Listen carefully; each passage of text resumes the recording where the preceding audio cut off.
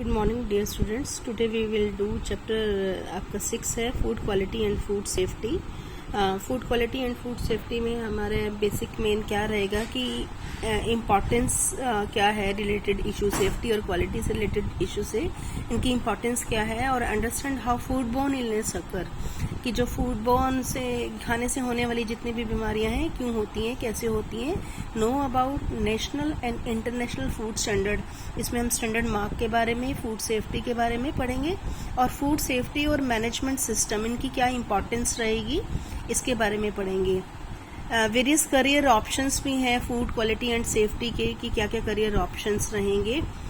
सबसे पहले है कि effect of food borne illness है क्या, इनका क्या प्रभाव पड़ता है। अगर ऑन एन इंडिविजुअल की बात करें कि food borne illness affect overall the health of the body और individual work and professional life और पर्सनल लाइफ। अगर हमारी बॉडी बीमार है, अगर हम वर्किंग नहीं है प्रॉपरली, तो क्या होगा, ये ओवरऑल हमारी बॉडी पे इफेक्ट करेगी, हमारा पर्सनल लाइफ को भी इफेक्ट करेगी। It results in loss of family income, increase in medical expense, extra expenditure on special dietary needs, loss of production layered and travel opportunities, मतलब may cause death also।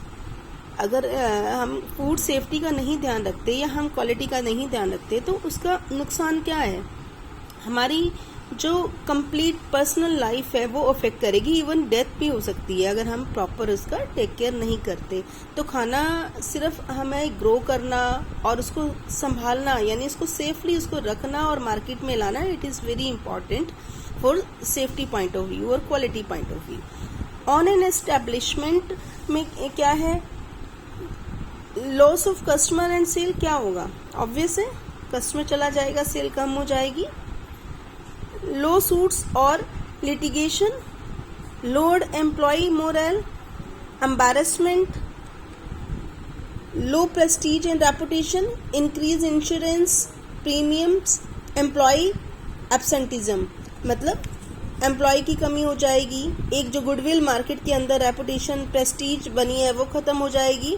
Embarrassment होगी जब हमारी society में या market में लगेगा कि food safety और फॉलो नहीं कर रहे ये लोग, क्वालिटी नहीं है अच्छी, तो क्या होगा, लोग बीमार हो गए हमारी वजह से, तो कस्टमर भी चले जाएंगे, एम्प्लॉय वो भी खत्म हो जाएगा, उनका मोरल भी खत्म हो जाएगा।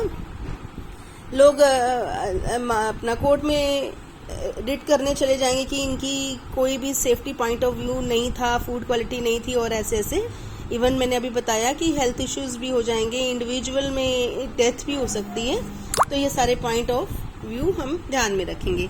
नेक्स्ट है significance of food quality and safety.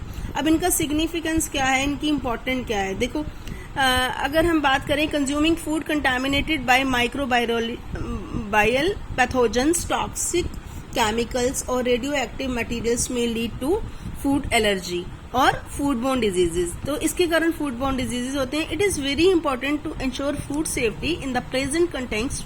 क्यों जरूरी है, बिकॉज चेंजिंग फूड हैबिट्स, हमारी फूड हैबिट चेंज हो रही है, हम बना बनाया खाना खाना चाहते हैं। Popularisation of mass catering establishment, हम कैटरिंग की फॉर्म में खाना भी पैक करा के लाते हैं। ग्लोबलाइजेशन ऑफ फूड सप्लाई, कि बहुत अमाउंट में लोग बिजनेस बना रहे हैं कि हम फूड सप्लाई, आपको रेडीमेड खाना प्रॉपर आपको मिल जाता है। तो उससे क्या हो रहा है, इस जो फूड क्वालिटी और फूड सेफ्टी कम हो रही है।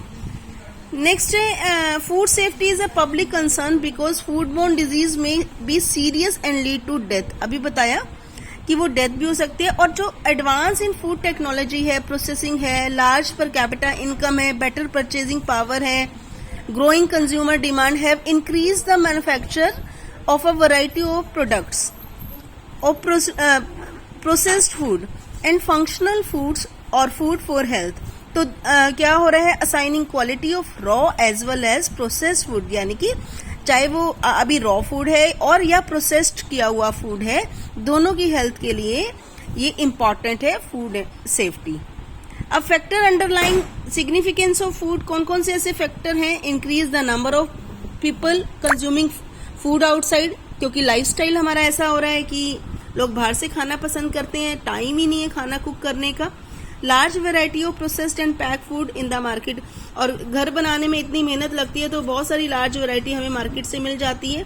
Increasing demand of convenience food, मैंने आपको पहले लास्ट चैप्टर में बताया था what are the convenience food, easy to make यानी अवेलेबल है, पैक्ड है, कुछ नहीं करना, Maggi is a convenience food.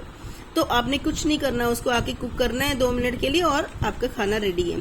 ऐसे बहुत सारी वेजिटेबल्स, स्पाइसेस, पाउडर्स, मिक्सर्स जो वेजिटेबल के हैं वो अवेलेबल होते हैं, उनको सिर्फ आके 2 मिनट के लिए कुक करना है, आपकी वेजिटेबल रेडी है।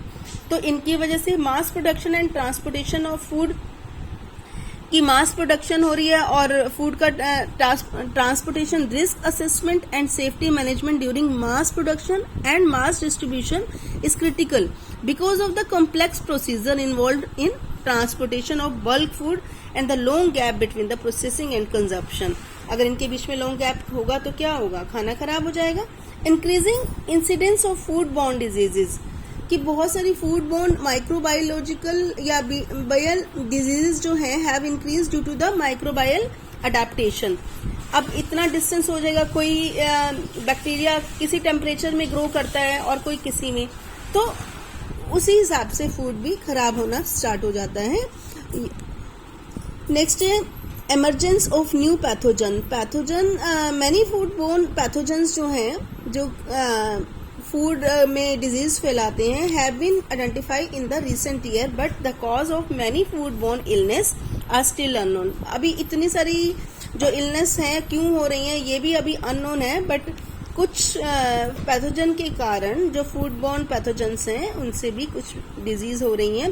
सो it is very important to detect और identify and recognise new pathogens and form active inspection network at natural as well as the international level.